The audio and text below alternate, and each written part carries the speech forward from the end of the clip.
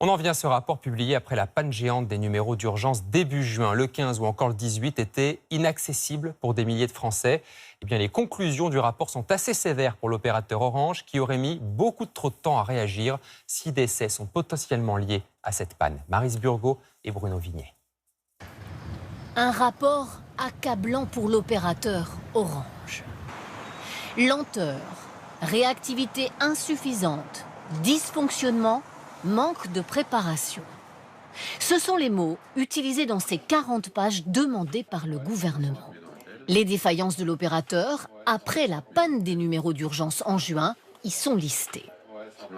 Le rapport accuse d'abord Orange d'avoir mal préparé l'intervention technique à l'origine du bug. 6 sites mis à jour au même moment, une erreur.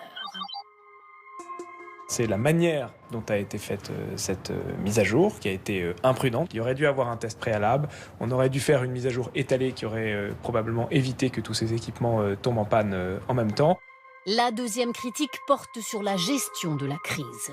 Orange a mis 2 heures avant de prévenir les autorités et 3 heures pour mettre en place un dispositif de secours adapté. Un dysfonctionnement interne accentué, selon certains, par le télétravail. C'est aussi un enseignement qu'il faut tirer. La supervision, la gestion de crise sont des activités sur lesquelles la distance, l'éloignement est un facteur de risque supplémentaire.